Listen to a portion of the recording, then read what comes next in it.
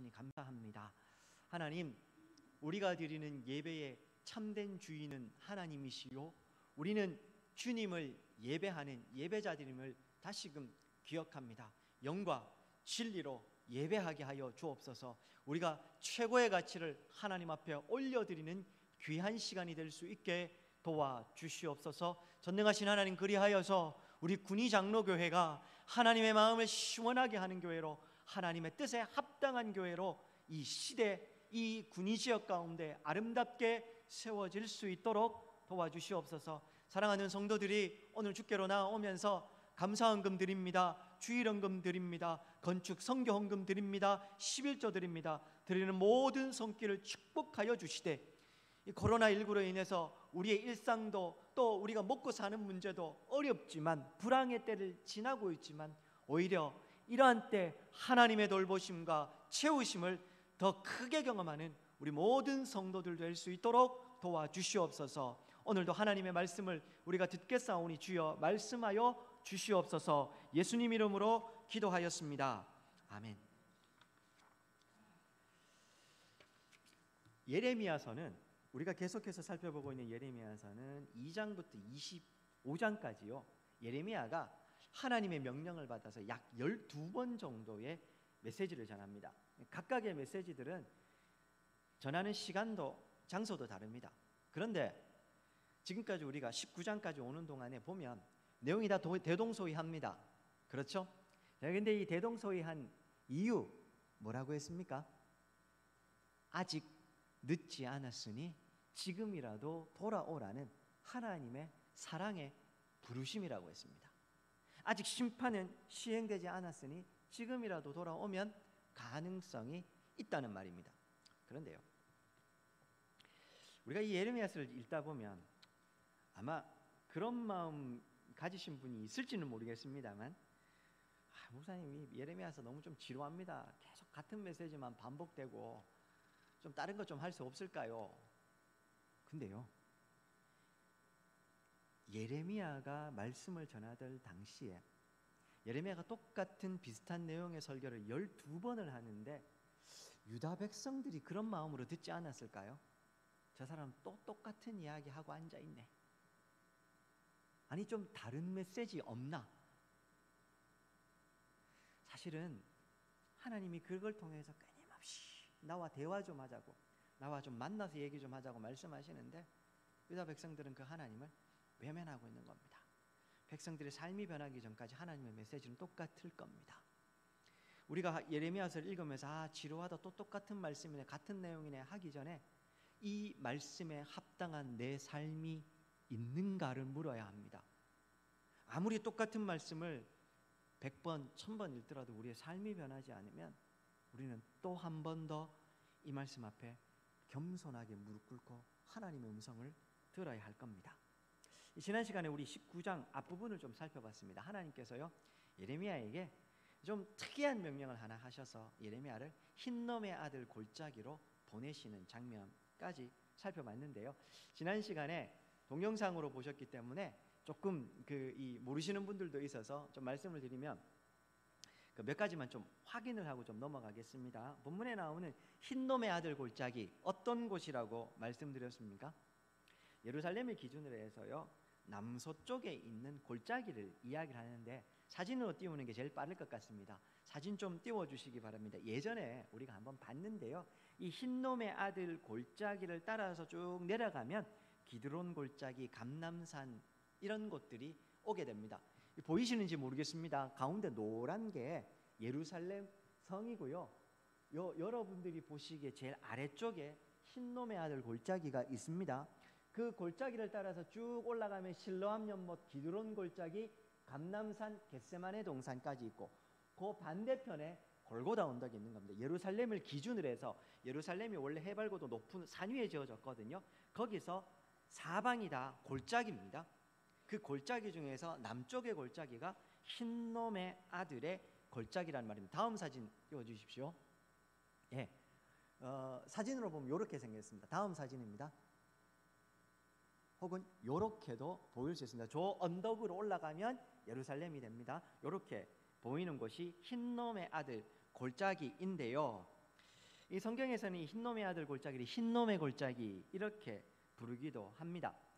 이 아하스 왕 시대에 역대하 28장에 보면 나오는데 아하스 왕이 이 흰놈의 아들 골짜기에서 이 바알을, 여기서 말하는 바알은 단순히 바알신을 이야기하는 게 아니라 이스라엘 백성들이 섬겼던 거의 모든 우상을 이야기합니다. 그 중에서 특별히 인신제사, 자신의 자녀를 드리기도 했던 인신제사를 드렸던 게 몰렉이라는 신이 있는데요, 그 신에게 저 흰놈의 아들 골짜기에서 제단을 만들어 놓고 제사를 드린 겁니다. 이걸 아하스 왕 시대에 시작을 했습니다.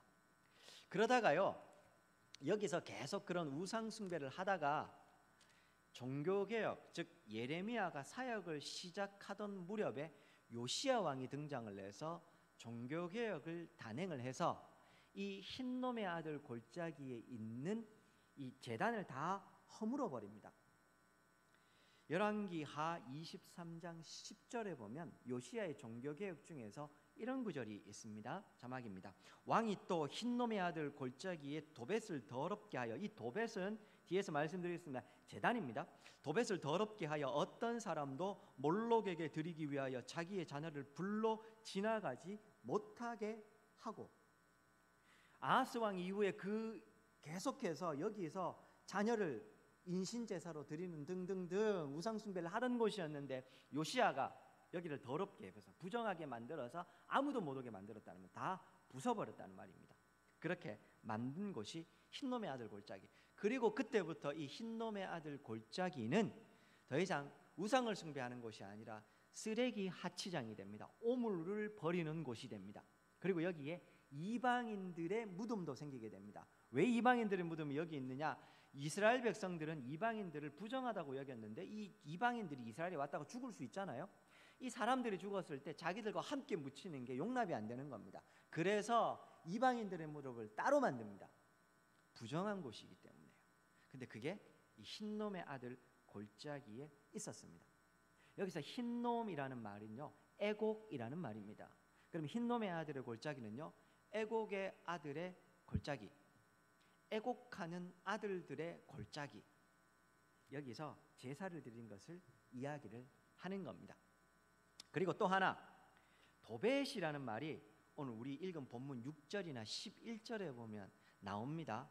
이 도벳이라는 말 자체가요, 태우는 곳, 소각장, 제단에 제물을 태워 올리는 제단을 이야기를 하는 겁니다. 그러니 흰놈의 아들 골짜기에서 제단에서 우상 숭배했으니 그 도벳이라는 말이나 흰놈의 아들 골짜기나 같은 말입니다. 그리고 또 하나, 하나님께서 흰놈의 아들 골짜기 가는데 어떻게 가라고 하십니까? 하시드문 어귀 곁에 있는 흰놈의 아들 골짜기로 가라, 이런 표현을 하나님께서 말씀을 하시게 됩니다. 2절에 보면 나왔었죠. 그럼 이 하시드문은 어디냐? 예루살렘에 문이 참 많습니다. 근데 그 문이요, 시대마다 개수가 다 달랐다고 제가 예전에 말씀을 드렸습니다. 근데 어떤 문헌을 찾아봐도 하시드문이라는 명칭 자체가 없어요. 특별히 오늘날의 예루살렘에서 흰놈의 아들 골짜기로 가는 가장 가까운 문은 분문입니다. 이 똥문이라는 말입니다. 오물이 나가는 문이라고 해서 이 문인데 하시드문은 없어요. 그럼 도대체 이 하시드문은 뭘까? 하시드라는 말이 질그릇, 조각 이런 의미입니다. 오늘 본문 19절에 보시면, 19장에 보시면 예레미야에게 하나님께서 하나 명하시죠. 18장에 있었죠. 토기장이의 집으로 가라고 얘기했고 토기를 하나, 옹기를 하나 사라고 말씀을 하셨죠.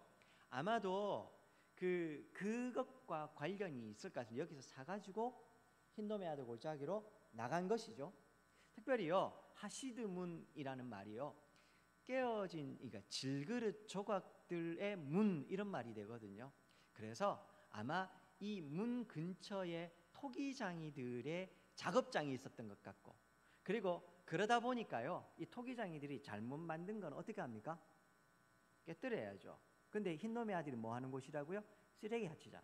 그래서 여기에 깨어진 이 토기, 질그릇 조각들이 굉장히 많았던 산더미처럼 쌓여 있지 않았을까, 그렇게 추측을 합니다. 아무튼 하나님께서는 오늘 예레미야에게 내가 명령을 하나 줄 건데 그러기 전에 네가 하나 해야 될 게 있다. 그게 뭐냐 하면 이스라엘의 지도자들, 백성의 어른들과 제사장의 지도자들, 어른들 몇 명을 대표해서 그들과 함께 토기장의 집에 들러가지고 토기를 옹기를 하나 사가지고, 여기서 옹기도 제가 큰 거 아니라고 말씀드렸죠. 옹기를 하나 사서 어떻게 하라고요? 하시드 문으로 나가서 흰놈의 아들 골짜기로 나아가라. 하나님께서 이렇게 말씀하신 겁니다. 명령을 하신 겁니다. 그리고 3절부터 9절에 보시면 그들에게 흰놈의 아들 골짜기에서 전해야 될 메시지, 이스라엘 백성들의 죄를 고발했고 그래서 너희들은 심판받을 수 없다. 하나님께서 이 심판의 메시지를 전하셨습니다. 그거 우리 지난 시간에 살펴보았던 겁니다. 그때 어떤 이야기인지 기억나시죠? 결국 아무리 말하려고 해도 듣지 않는 당신의 백성들에게 제발 내 얘기 좀 들어달라고 하는 하나님의 뭐라고 해야 될까요? 좀 몸부림이라고 좀 봐야 될까요? 이래도 안 듣고 저래도 안 들으니까 이번에는 지도자들 몇 명 데리고요, 특별히 아무데나 가는 게 아니고 토기 하나 사가지고 하시드 문으로 나가가지고 흰놈의 아들 골짜기 거기까지 가서 이 심판의 메시지를 전하라. 흰놈의 아들 골짜기는 특별히요, 이스라엘 백성들에게 그 이전까지는 우상 숭배를 했던 그들의 탐욕과 욕심이 들거리는 골짜기였습니다. 그러나 오늘 예레미야가 말씀을 전할 때는 그곳이 이제 더럽혀져서 쓰레기 더미가 넘쳐나고 부정한 공간이자 여기 늘 쓰레기를 태웠으니까 불이 늘 피어오르고 악취가 나는 이 오물을 버리는 곳, 하나님이 이 특별한 곳으로 그들을 데리고 나가셔서 심판의 메시지를 주고 있는 겁니다. 눈으로 보라는 겁니다. 시청각 메시지를 보여주시는 겁니다. 너희들이 눈이 있으면 좀 보라는 겁니다. 너희들이 그렇게 우상숭배하면서 탐욕의 구더기였던 이 흰놈의 아들 골짜기, 그러다가 너희들이 내 앞에 좀 돌아와 보겠다고 몸부림쳐 보겠다고 요시야 임금 때 너희들에게도 종교개혁이라고 했던 이 공간, 여기를 좀 보라는 겁니다. 너희들이 욕심의 광장이자 동시에 오물과 악취나는 곳, 너희들의 모습이라는 겁니다. 하나님이 그것을 직접 보여주시면서 이제 그들에게 말씀을 하십니다. 사실요, 하나님이 당신의 백성들의 연약함과 믿음의 약함을 아시고 우리에게 말씀하실 때 시청각 자료를 참 많이 사용하십니다. 제가 운전을 자주 하고 고속도로를 자주 다니는데요, 여상하게 다니다가도 사고가 한번 나거나 한번 제가 깜짝 놀라는 일이 겪으면 아유 조심해야 되겠구나 하죠. 눈앞에 보이는 것들을 보면요, 사람들은 소리를 듣거나 눈으로 보면 정신을 번쩍 차리게 됩니다. 마찬가지입니다. 하나님께서 지금 이스라엘 백성들이 안 들으니까요, 그들을 데리고 와서 이렇게 하는 겁니다. 이런 시청각 메시지 하나님 자주 하셨습니다. 아브라함한테도 그러셨고요, 그 외에 이삭과 야곱과 요셉한테도 그러셨고 수많은 성경의 인물들에게 그렇게 하셨습니다. 자막입니다. 창세기 13장 14절로 18절까지 보시면 하나님이 아브라함에게 언약을 주실 때요, 그냥 말씀만 하셔도 돼요. 하나님이 굳이 이렇게 하실 필요 없는데 이렇게 얘기하십니다. 롯이 아브라함을 떠난 후에 여호와께서 아브라함에게 이르시되 너는 눈을 들어 너 있는 곳에서 북쪽과 남쪽 동쪽 서쪽을 바라보라. 보이는 땅을 내가 너와 네 자손에게 주겠다. 그리고요, 그 17절 보십시오. 너는 일어나 그 땅을 종과 행으로 두루 다녀보라. 내가 그것을 너에게 주겠다. 말씀만 하셔도 되는데요, 눈으로 직접 보게 하시고 걸어보게 하셔서 시청각으로 보여주시면서 그렇게 해라, 내가 이거 주겠다고 하나님이 말씀을 하시는 겁니다. 오늘 하나님이 예레미야를 통해서 이 흰놈의 아들 골짜기에서 하는 메시지는 축복의 메시지가 아니라 심판의 메시지, 즉 오늘 우리가 읽은 창세기와는 정반대의 메시지이긴 합니다만 기본적으로 우리들에게 하나님이 말씀하시는 방식은 똑같습니다. 자녀가 못 알아들으면요, 이해시키기 위해서 이렇게도 하고 저렇게도 하시지 않습니까? 하나님이 그렇게도 하시는 것입니다. 오늘 우리가요, 이런 하나님의 모습을 보면서 다시 한번 더 좀 하나님과 좀 친밀하게 만나는 시간을 가지면 좋겠습니다. 하나님 나를 언제 만나 주셨냐 하지만 사실은 하나님은 지금도 우리를 만나고자 하십니다. 문제는 우리가 하나님을 자꾸 멀리하는 것이죠.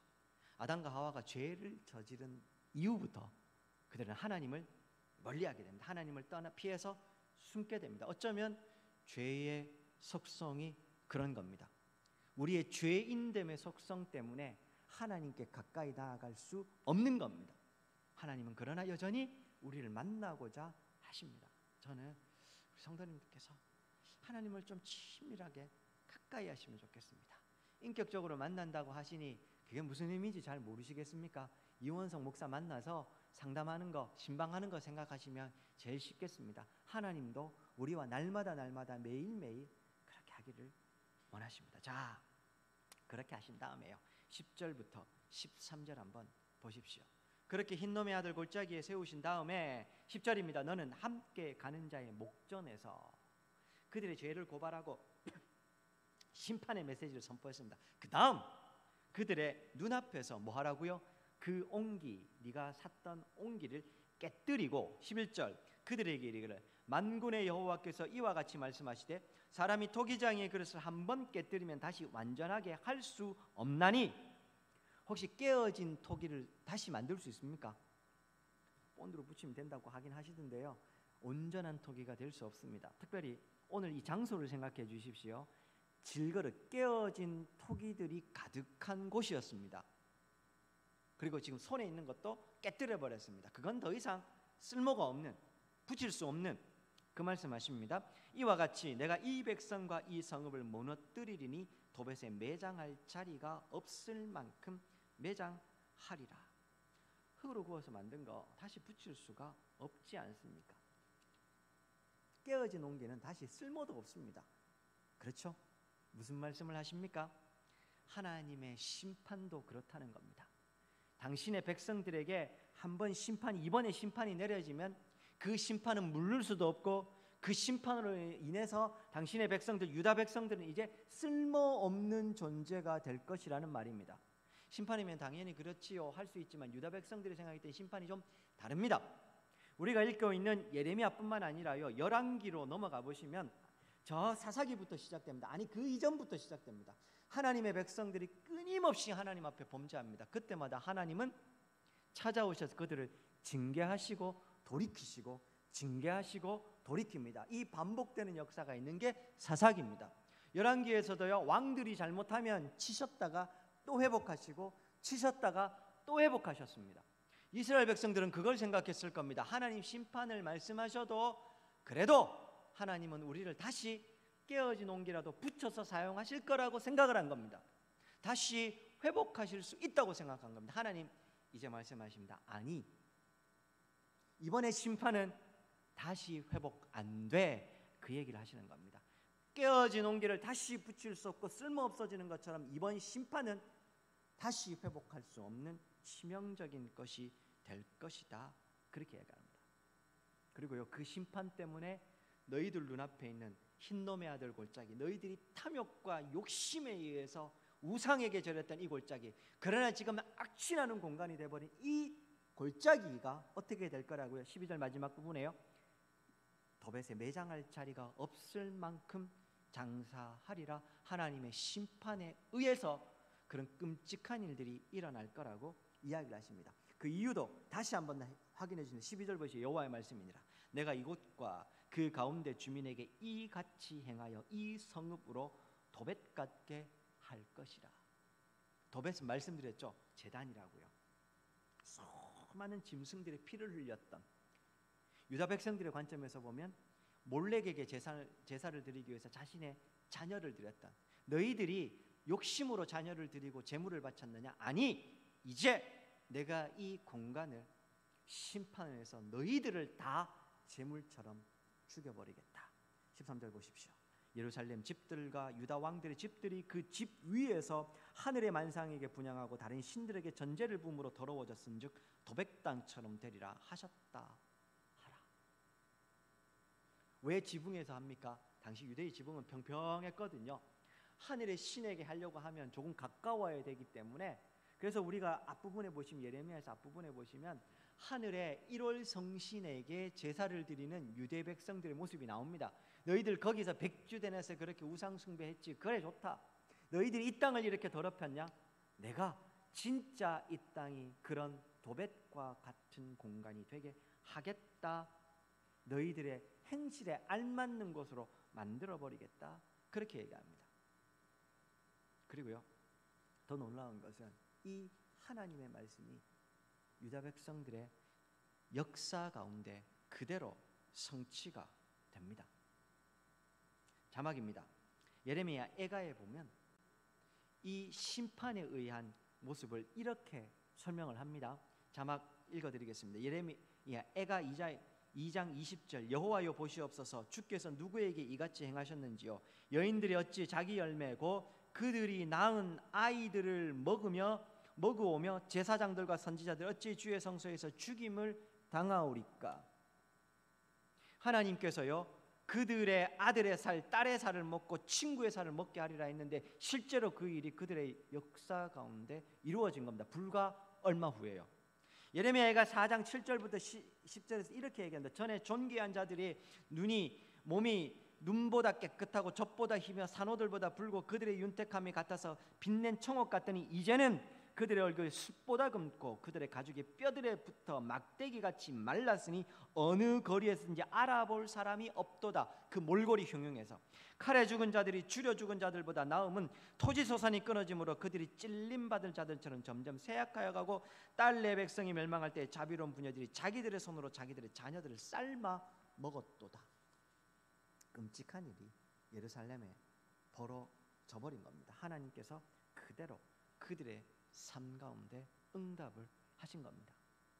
아무리 그래도 그렇지 하나님이 그렇게 끔찍하게 하실 수가 있는가? 하나님 사랑이 많으신 분인데 그렇게 하시면 안 되지 라고 생각하십니까? 자막입니다. 레위기 26장 27절에서 29절에 보면 이런 말이 있습니다. 레위기는 언제 쓰여진 겁니까? 유다 백성들이 처음 가나안 땅으로 들어올 때 하나님께서 그들과 언약을 맺으시면서 이렇게 말씀하십니다. 너희가 이같이 될지라도 내게 청종하지 아니하고 내게 대항할진대 만약에 너희들이 그렇게 불순종하면 내가 진노로 너희에게 대항하되 너희의 죄로 말미암아 7배나 더 징벌하리니 너희가 아들의 살을 먹을 것이요 딸의 살을 먹을 것이며 신명기 28장 53절 네가 적군에게 애워싸이고 맹렬한 공격을 받아 곤란을 당함으로 내 하나님 여호와께서 내게 주신 자녀 곧 내 몸의 소생의 살을 먹을 것이라. 끔찍하죠.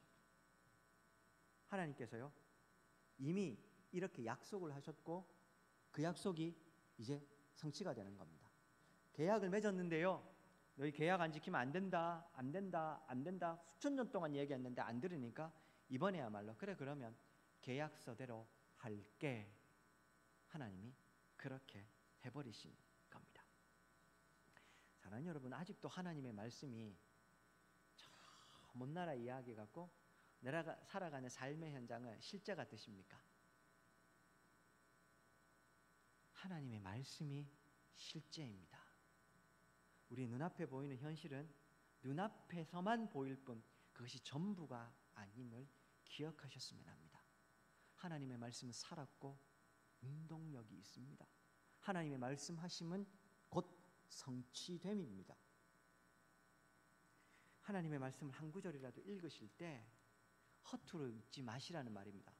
다르게 말씀드리면 깨달은 말씀 한 구절이라도 내가 온전하게 살아내면 그 말씀이 그대로 내 삶에 이루어진다는 말도 됩니다.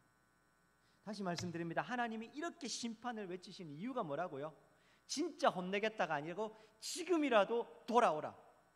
우리가 이것을 통해서 다시 기억해야 될 것은 하나님의 말씀이 살았고 실제임을 기억하고 나도 두렵고 떨림으로 그 말씀을 대하며 깨달아진 말씀을 하며 삶 가운데 지켜야 되는 겁니다. 말씀이 실제입니다. 역사 속에서 성취될 겁니다. 내 삶에는 그런 일 없었는데요. 하나님이 긍휼과 사랑으로 은혜로 그 실행을 멈추고 유보하고 계실 뿐입니다.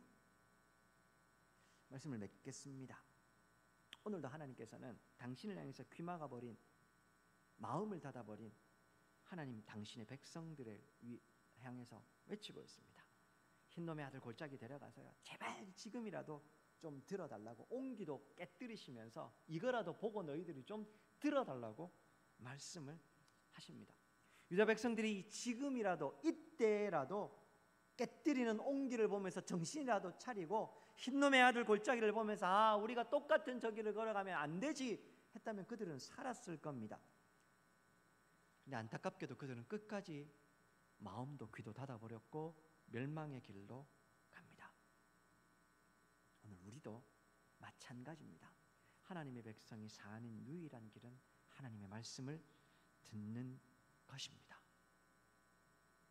자, 계속해서 말씀드리죠. 하나님과 친밀한 관계를 좀 맺으십시오.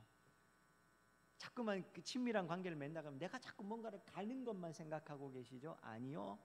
하나님이 또 우리에게 오셔서 말씀하고자 하시지 않습니까? 그냥 내가 마음과 귀만 열면 됩니다. 하이델베르크 소요리 문답 116문에 보면은요, 예, 맞을 겁니다. 116문에 보면은요, 우리가 왜 기도해야 됩니까? 라고 묻습니다. 성도는 왜 기도해야 됩니까? 라고 묻는데요, 그 문답에서 아주 충격적인 이야기를 하나 합니다. 왜냐하면 성도가 기도해야 되는 첫 번째 이유를 뭘로 들고 있냐 하면 그것이 성도가 하나님 앞에 감사하는 일이기 때문에 그렇게 얘기합니다. 우리는 찬양하고 헌금 드리고 그것이 감사한이라고 생각하는데 하이델베르크 소요리 문답에서는 우리의 기도하는 것이 하나님 앞에 감사함의 표현이라고 이야기하는 겁니다. 다시 말하면 우리는 비록 기도를 통해서 어떻게든 내 것 좀 들어달라고 하나님 이것도 들어주시고 저것도 들어주시고 떼쓰고 우리 기도의 대부분의 시간을 하나님 앞에 내 것을 아뢰는 시간으로 그렇게 이기적으로 사용하고 있지만 올바르지 않게 사용하고 있을지 몰라도 하나님은 그것과 상관없이 당신의 백성들이 당신에게 나와서 어떻게든 하나님과 만나려고 하는 그 모습 자체를 감사함으로, 그 모습 자체를 기쁘게 받으신다고 성경 이야기를 하고 있는 겁니다. 오늘도 하나님은 당신의 백성들에게 말씀하신다. 제발 나와 만나서 이야기하자고. 그것이 너희가 사는 유일한 길이라고. 새해를 시작했습니다. 우리 하나님께 더 가까이 나와서 하나님을 더 가까이 만나면 좋겠습니다. 특별히요, 흰놈의 아들 골짜기처럼 혹시 오늘 내 삶의 탐욕의 골짜기, 욕망의 광장에 내가 아직도 서 있다면 그곳에서 하나님이 온기를 깨뜨리실 때 정신 바짝 차리시고 하나님, 내가 그 길을 가지 않겠습니다. 돌이키시고 돌아오시는 은혜가 있기를 소망합니다. 그리고 하나님께로 더 가까이 나아가서 그분의 음성에 귀 기울이는 우리들이 되기를 원합니다. 그것이 성도가 사는 유일한 길, 성도가 성도다워지는 첫걸음이 될 것입니다. 그렇게 우리 군위 장로교회가 하나님 보시기에 교회다운 교회로 세워지고 우리 성도님들 그런 성도다운 성도로 세워지기를 주의 이름으로 축원드립니다. 한 번 더 제가 오늘 우리가 들었던 말씀을 좀 기억하시면서요, 잠시지만 하나님 그런 삶 되게 도와주십시오. 한번 기도하고 제가 기도하고 마치도록 하겠습니다. 기도하시겠습니다. 존귀하신 하나님 아버지, 오늘도 우리에게 또 말씀으로 도전하여 주셔서 감사합니다. 하나님, 오늘 주신 말씀을 따라서 우리가 주께로 가까이 나아가게 하시고 오늘도 우리가 기도하고자 하시는 그 하나님의 타는 마음을 알고 우리도 주님과 더 가까이 할 수 있도록 도와주시옵소서. 하나님 아버지, 오늘도 나를 향한 긍휼과 사랑의 마음 놓지 않으시고 찾아오시고 말씀하여 주셔서 감사합니다. 흰놈의 아들 골짜기에서 온기를 깨뜨리실 때 그때라도 우리 정신 바짝 차리고 하나님께로 나아가며 주님과 함께 대화하고 주님과 함께 동행하는 우리 군위 장로교회 성도들 되게 하여 주시옵소서. 이것이 우리가 사는 길이요, 이것이 성도가 성도답게 되는 첫걸음일진데 우리 군위 장로교회 모든 성도들 이렇게 주님께 가까이 나아가서 주의 말씀을 듣고 주님과 깊이 교제하는 동행하는 삶 되게 도와주시옵소서. 감사드리며 예수님 이름으로 기도하였습니다. 아멘. 지금은 우리 주 예수 그리스도의 은혜와 하나님 아버지의 극진하신 사랑과 성령의 위로하시고 교통하시고 충만케 하시는 은혜가 흰놈의 아들 골짜기 온기를 깨뜨리실 때 그때라도 주께로 돌아와 주님 앞에 무릎 꿇길 소망하는 그렇게 하나님 앞에 참된 성도답게 서길 소망하고 참된 교회로 세워지기를 소망하는 우리 모든 성도님들 머리 위에 이제로부터 영원토록 함께 있을지어다. 아멘.